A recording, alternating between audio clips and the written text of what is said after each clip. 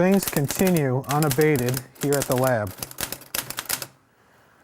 I've asked repeatedly for more supplies and am rebuffed. And I'm beginning to feel uncomfortable by the way V looks at me. I'm not sure what goes on in that man's head.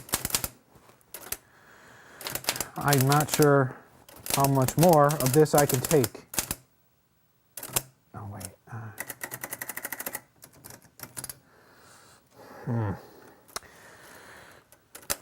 However, there are some bright spots.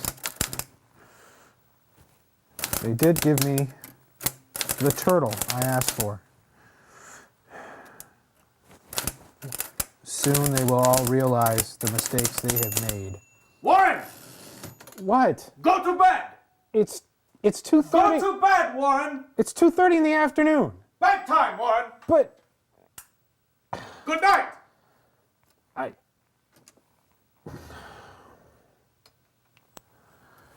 Oh yes, they will learn. They will all learn.